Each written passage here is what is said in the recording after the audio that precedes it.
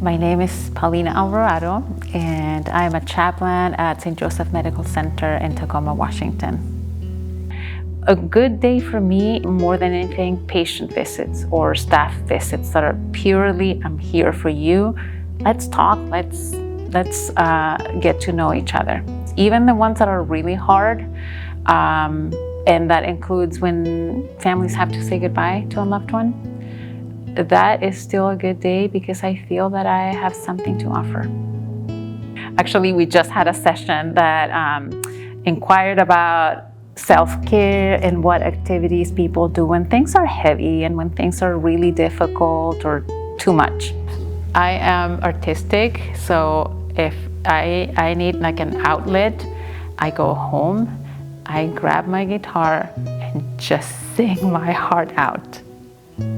I find it very meaningful if a patient says, this piece of music is important to me, especially because if the patient has a diagnosis that looks like this patient is going to be nonverbal soon. If somebody says, this song is very special to me, and I have a chance to learn it, when I go home and play it, it's a way to honor that person. And I feel that I'm connecting still with that person's spirit, and that has been very, very special and healing for me, and I really hope it's been special for that person's soul too. I'm thinking of one person right now, one patient that I visited, and he was a little bit angry too. One of the things that he said at the beginning was, and I don't believe in God, so I'm not talking with you. That was fine. I just told him, this is the way that you can get a hold of a chaplain, and we are here for you. You don't have to talk to me. Sooner than later, he was pulling up a chair and saying, I'm a polite man, so you can have a seat. I'm not going to talk to you. I sat there. I cannot remember how we began talking.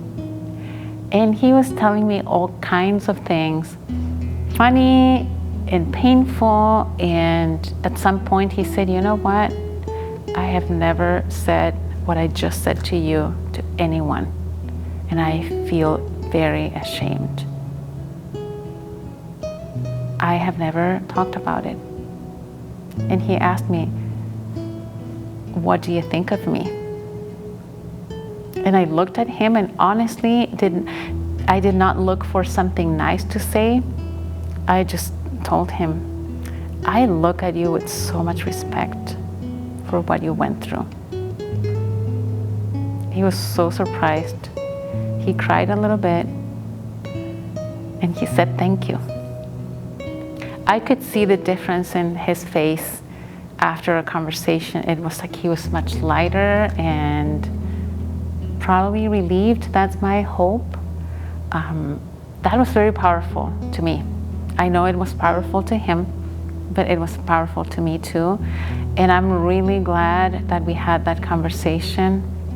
At the end of the conversation, he wanted to walk me to the door. He said, this is not my home, but this is what I would have done. I would have loved to have this conversation at home. I would have walked you to the door. Can I walk you to the door of my hospital room? And he did. And then we said goodbye and said, God bless you. I think I believe in God now. And he wanted me to visit the next day. He was very sick. I went the next day, and I don't know what happened, but he got better and he was discharged. When tough times arrive, you have a choice to make. And I realized that the choice that I made to be a chaplain was the right one.